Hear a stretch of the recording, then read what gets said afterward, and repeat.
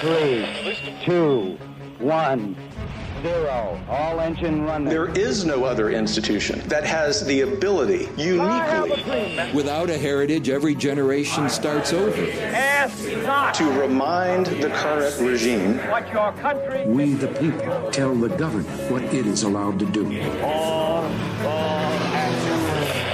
to get back in their box and stay there. Liftoff. We have a liftoff. From the Heritage Foundation, this is Heritage Explains.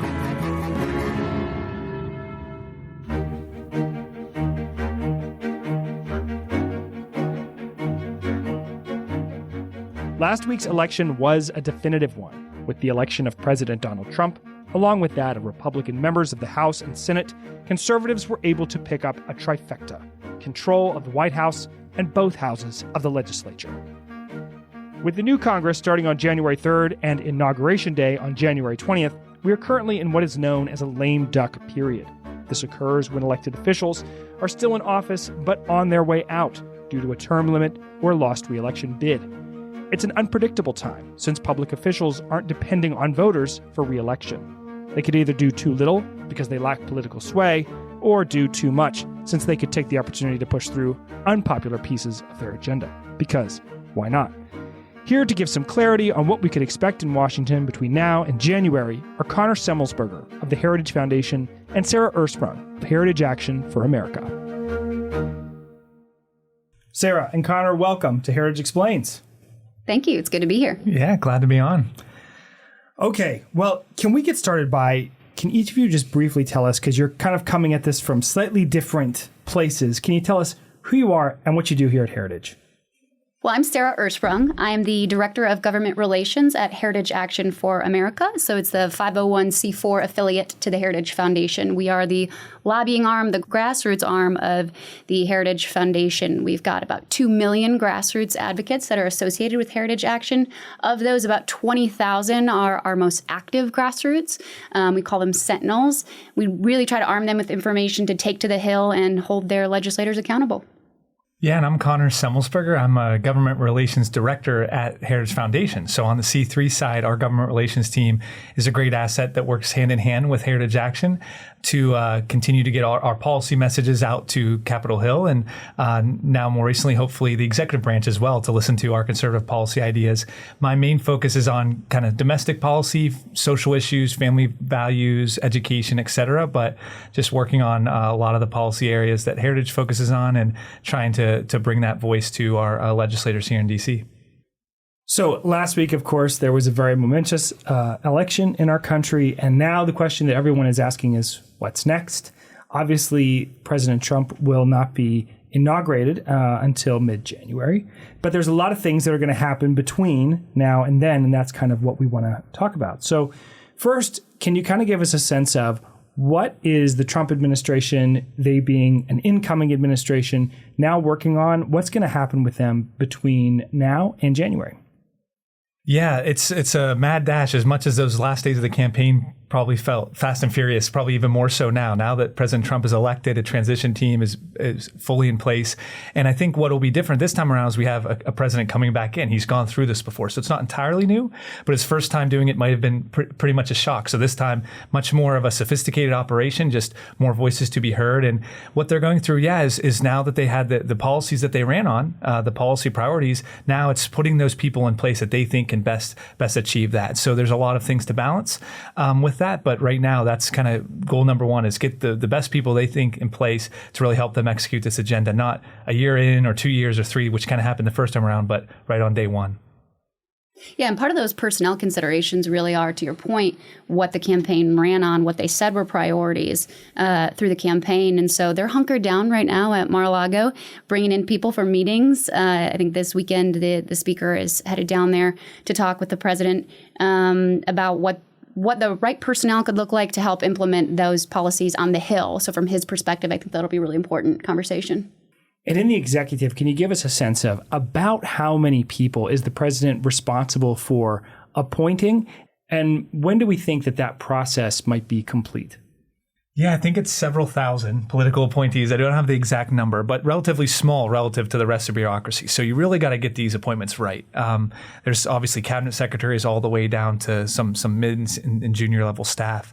But in terms of timeline, I think really it depends. Each administration, we just kind of look through the past few for a historical record. And right now, at least in terms of announcements, he's kind of ahead of the curve. But it really, as we've all talked about and known, is this really depends on the Senate and getting those approved, especially the Senate confirmed positions. So it can take some time for sure.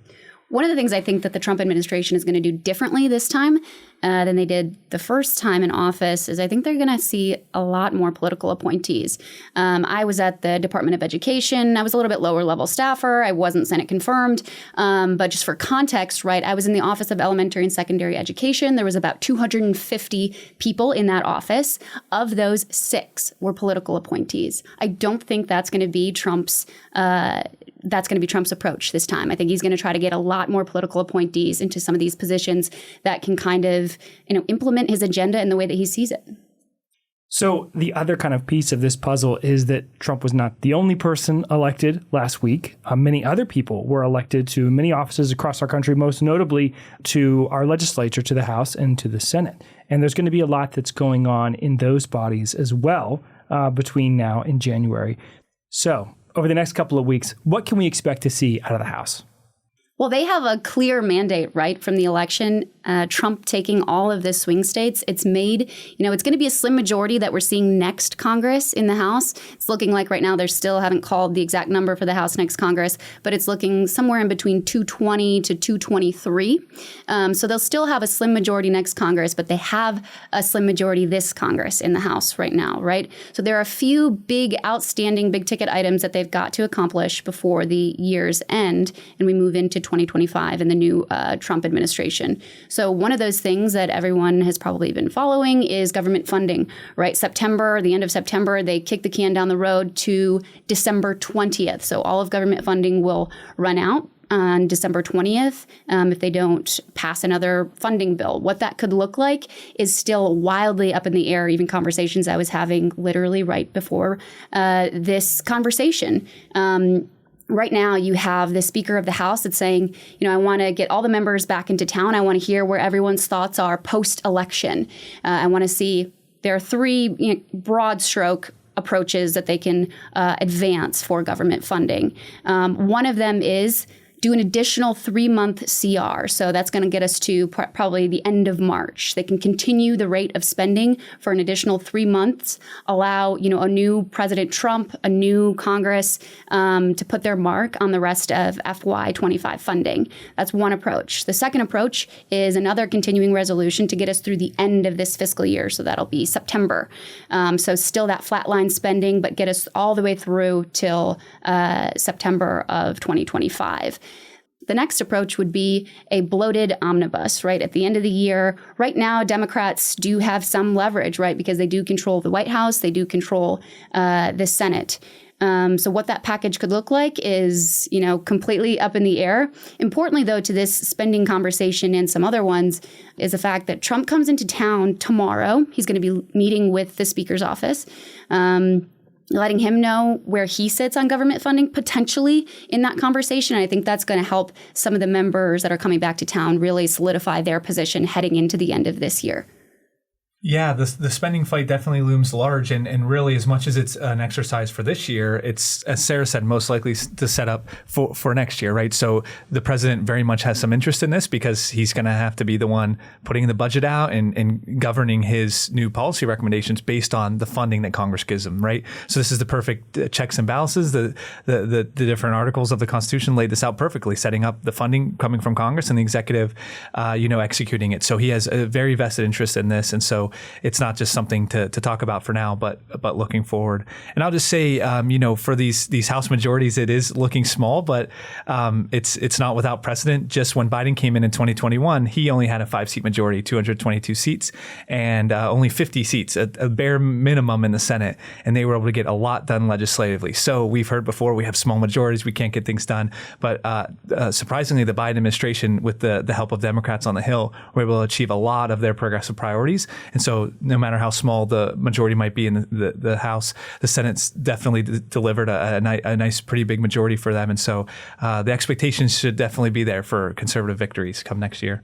And outside of that big ticket year-end spending item, there's also, the hurricanes that swept through the country this fall. And so there were conversations, as members were campaigning in their districts and their states throughout the fall. Okay, they know that they're going to need to come back to town and replenish some funds to FEMA. They could replenish some funds to the Small Business Administration, helping some of those communities recover from the natural disasters that we saw. So you could see, in addition to that year-end spending package, whatever it looks like, a big supplemental aid package that's really going to help some communities in America recover from the loss. So both in the House and the Senate, one of the big internal conversations is that of leadership.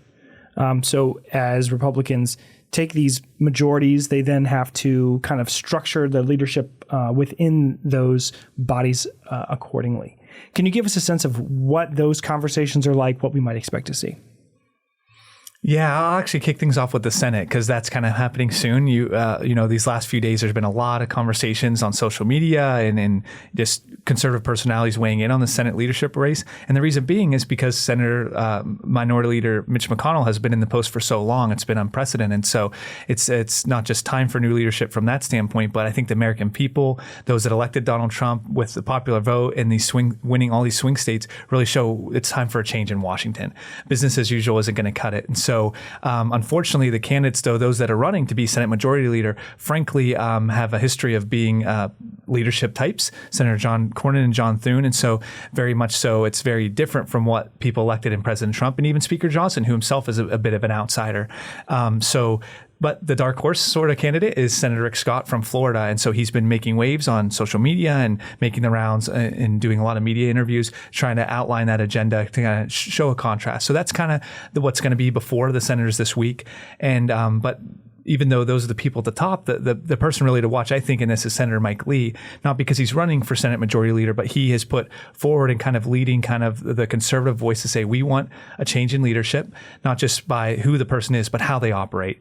They felt that over the years, Mike Lee has said that, Senate leadership has kind of just taken too hard the control the reins. And it's very unlike the Senate body specifically. The Senate body very much is about each senator having equal voice. Things need to move by unanimous consent. Everyone has a say in every piece of legislation, not just those pieces of legislation that move through your committee. And just over the last decade or so, that's really disintegrated. And so Mike Lee is kind of leading a charge and having a candidate forum this week to hear from the candidates on how they expect to get buy-in from all the senators, not just those that are in leadership positions or committee chairs, to really get a voice from not just all the senators, but across the board, even Democrat colleagues that may want to weigh in and shape legislation to make it for the better.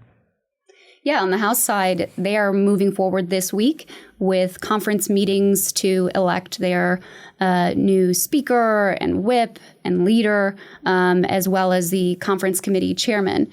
Ahead of the election, there were some questions that were rising up to say, if Trump loses, what is the future of the Republican Party? That was a big conversation that was happening. And I think you could see that play out in the speaker's election.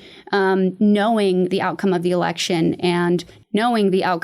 election, it's clear that the party as it stands right now is strong, and the leadership in the House is strong. And so I think as those closed-door elections happen this week for those big leaders in the House, I think you won't see much mix-up. I think it's pretty clear that Johnson's got the speaker's race right now. It's his to lose. But one of the outstanding questions that, is on the top of everyone's mind today, at least over the weekend, we saw incoming President Trump appoint conference chairwoman Elise Stefanik of New York to be the UN ambassador. She was previously the conference committee chairwoman, so that leads that number 4 position in the House open. Sort of a communications role for the House, trying to distribute the message from leadership to the rest of the members of the conference. So that position is open, and I think that'll be a robust conversation this week to see who takes that position. Right now in the running, you have Kat Cammack of Florida, as well as Lisa McClain of Michigan. I personally think both would do a good job. Both candidates have risen up in their own respective policy issue areas. Lisa McClain specifically on gender issues, on her role in the Education Workforce Committee. Okay, so obviously the president is elected for a 4-year term. senators are for a 6-year term, congressmen are for a 2-year term. But at the start of a new presidential administration, start of a new Congress, that initial time period is really critical. Can you talk about why that is and what we might expect to see as priorities in the first 100 days? Yeah, I'll just say this first 100 days, I think, is going to be a blitz, more so than in the past. And why I say that is just because Trump has been here before. He's had his first 100 days. This will be his second first 100 days he'll have to go through. And the majorities are a little bit different, but just how so much has changed in politics and policy and the work that we do. And when he came in January 2017 and him coming in now, January 2025. And so he's learned how to do this before. But I think just American people saw the 4 years under the Biden administration and just how much has gone wrong. The executive branch with our economy, with immigration, there's just so much more work to do. So they really want to hit the ground running. And it's not just with the political appointees like we talked about. It's not just setting the policy agendas there. It's working hand in hand with Congress to do all those things. Get the appointees in place, get your executive orders ready day one, and starting to move legislative vehicles. Again, having Republicans in the House and Republican Senate really will set up an opportunity for a lot of conservative victories, but only if those things all work in concert. There will be media noise. There will be, opposing voices in both chambers wanting to slow those things down. But I think there was disunity the last time around with repealing Obamacare, replacing that, even some of the tax cuts, things that just seemed like the Republican majority should have worked functionally together, just didn't. And so this time around, just new faces here, new party. And I think just the American public are much more aware, thanks to, now X rebranded under Elon Musk, just bringing what DC is doing to the people. And they're just more interested and more paying attention to what's happening. I think that bodes well for conservative priorities because they can help push through when in the past disunity kind of got the better of Congress. They can be working hand in hand to push these priorities through in that first 100 days.